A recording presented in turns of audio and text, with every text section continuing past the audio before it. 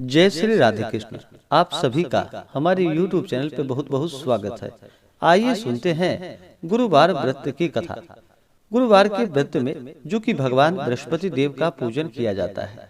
भगवान बृहस्पति देव अपने भक्तों के सभी प्रकार के इच्छाओं को पूर्ण करने वाले हैं। गुरुवार के दिन जो कि इस दिन भगवान बृहस्पति का वास केले के वृक्ष में माना गया है। गुरुवार के दिन केले के वृक्ष का पूजन किया जाता है और जहाँ पर भी केले का वृक्ष ना हो, केले का पेड़ ना हो, तो आप भगवान बृहस्पति देव का फोटो या प्रतिमा रख करके गुरुवार के दिन पूजन करें, कथा श्रवण करें, भगवान बृहस्पति देव की आरती करें। इससे भगवान बृहस्पति देव अति प्रसन्न होते हैं और अपना कृपा प्रदान करते हैं। गुरुवार के व्रत में इस दिन केले के वृक्ष में जो कि गुड़ मिश्रित जल डालना चाहिए।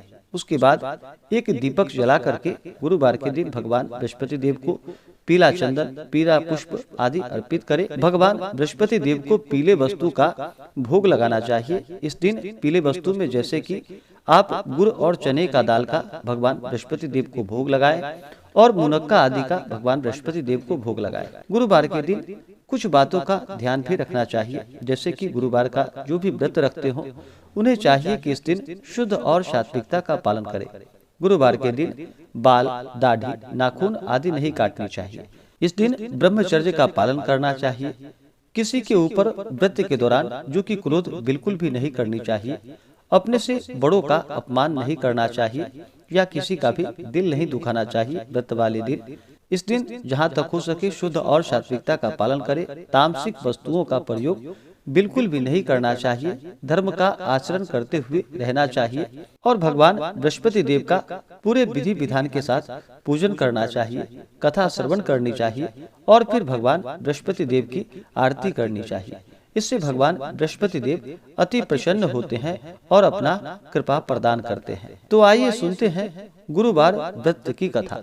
तो बोलिए प्रेम से भगवान बृहस्पति देव की जय, भगवान विष्णु की जय, सर्वदेवी देवता की जय। प्राचीन काल में एक बहुत ही निर्धन ब्राह्मण था।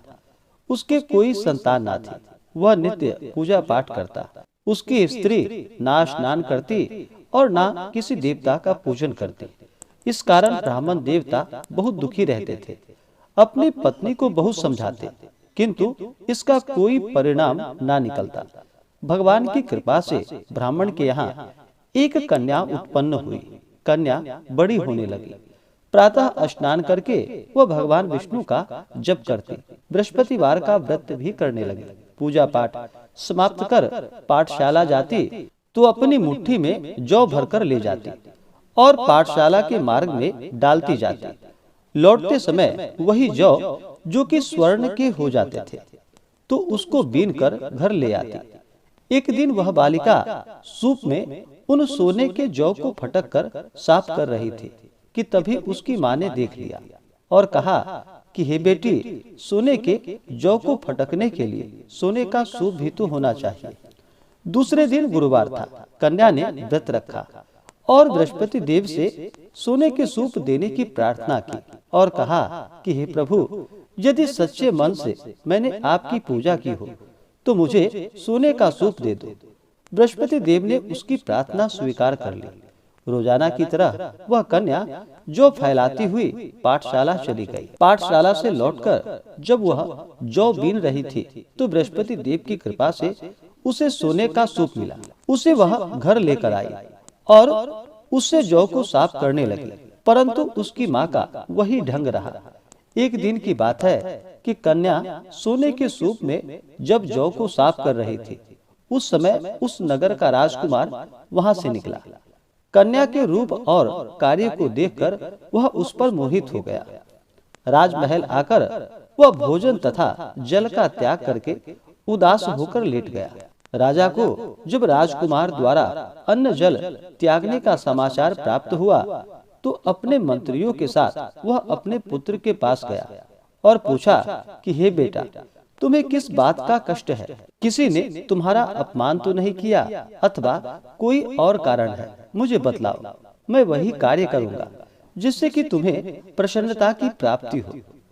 अपने पिता की बातें सुनकर राजकुमार बोला कि हे पिताजी, मुझे किसी बात का कोई दुख नहीं है, किसी ने मेरा अपमान भी नहीं किया है, परंतु मैं उस लड़की से विवाह करना चाहता हूँ जो लड़की सोने के सूप में जौ को साफ कर रही थी।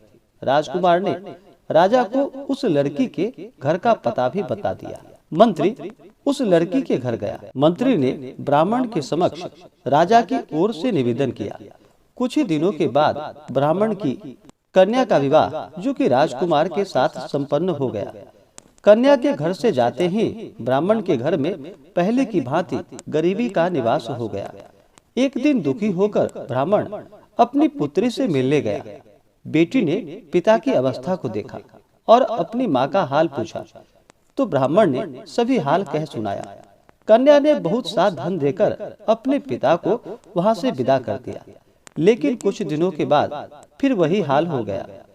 ब्राह्मण फिर अपनी कन्या के यहाँ गया और सभी हाल कहा तो पुत्री बोली कि हे पिताजी, आप माता जी को यहाँ लेकर आओ, मैं उन्हें यह विधि बता दूंगी जिससे कि गरीबी दूर हो जाए। ब्राह्मण देवता अपनी स्त्री को साथ लेकर अपनी पुत्री के पास राजमहल पहुँचे तो पुत्री अपनी माँ को समझाने लगी कि हे माँ, तुम प्रातः काल स्नान करके विष्णु भगवान का पूजा करो और बृहस्पतिवार का व्रत करो तो तुम्हारी सब दरिद्रता दूर हो जाएगी। परंतु उसकी माँ ने उसकी एक भी बात ना मानी। वह प्रातः काल उठकर अपनी पुत्री के बच्चों का जूठन को खा लेती थी। एक दिन उसकी पुत्री को बहुत गुस्सा आया। उसने अपनी माँ को एक कोठरी में बंद कर दिया और प्रातः काल उसे स्नान आदि करा करके पूजा पाठ करवाया तो उसकी माँ की बुद्धि ठीक हो गई। इसके बाद वह नियम पूर्वक प्रत्येक दिन पूजा पाठ करने लगी और प्रत्येक बृहस्पतिवार को व्रत भी करने लगी। इस व्रत के प्रभाव से उसे सभी प्रकार के सुख और समृद्धि की प्राप्ति हुई और मृत्यु के बाद वह स्वर्ग को गई। वह ब्राह्मण भी सुखपूर्वक इस लोक का सुख भोग कर स्वर्ग को प्राप्त हुआ। बृहस्पति देव सभी कामनाएं पूर्ण करते हैं जो सद्भावना पूर्वक बृहस्पतिवार का व्रत करते हैं, कथा पढ़ते हैं एवं सुनते हैं या दूसरों को सुनाते हैं। भगवान बृहस्पति देव उनकी सभी मनोकामनाएं पूर्ण कर देते हैं और उनकी सदैव रक्षा करते हैं। जो संसार में सद्भावना से गुरुदेव का पूजन एवं व्रत सच्चे हृदय से करते हैं, उनकी सभी मनोकामनाएं वैसे ही पूर्ण होती है जैसे कि उस ब्राह्मणी की सभी मनोकामनाएं पूर्ण हुई। बृहस्पति देव की कथा का गुणगान किया तो उसकी सभी इच्छाएं बृहस्पति देव जी ने पूर्ण कर दी। इसलिए सभी को चाहिए कि भगवान बृहस्पति देव का पूर्ण श्रद्धा भक्ति भाव के साथ पूजन करे और कथा सुन करके प्रसाद ग्रहण करे। इससे भगवान बृहस्पति देव अति प्रसन्न होते हैं और अपने भक्तों की सभी मनोकामनाएं पूर्ण करते हैं। तो बोलिए प्रेम से भगवान बृहस्पति देव की जय, भगवान विष्णु की जय, माता लक्ष्मी की जय, सर्वदेवी देवता की जय। इसी प्रकार से जो भी भक्त सच्ची श्रद्धा के साथ नियम और निष्ठा के साथ गुरुवार का व्रत करते हैं, भगवान बृहस्पति देव का पूजन करते हैं, कथा श्रवण करते हैं, भगवान बृहस्पति देव की कृपा से उनके सभी प्रकार के दुख और कष्ट दूर होते हैं तथा भगवान बृहस्पति देव अपना कृपा प्रदान करते हैं। तो आशा करता हूँ कि यह जानकारी आपको अच्छा लगा हो। अगर आप सब आगे के व्रत जैसे कि पूर्णिमा तिथि व्रत के बारे में जानकारियाँ प्राप्त करना चाहते हो तो हमारे चैनल पे वीडियो अपलोडेड है, आप जाकर के हमारे चैनल पे जानकारियाँ को प्राप्त कर सकते हैं। तो आशा करता हूँ कि यह जानकारी आपको अच्छा लगा हो। ऐसे ही ज्ञानवर्धक जानकारियाँ प्राप्त करने के लिए हमारे इस चैनल पे अगर आप नए हैं तो चैनल को लाल बटन दबा करके सब्सक्राइब करें, साथ में बेल आइकन घंटी को दबाएं ताकि मेरे वीडियो का नोटिफिकेशन आपको समय से मिलता रहे। वीडियो को लाइक करें, शेयर करें, सुखी रहें और स्वस्थ रहें।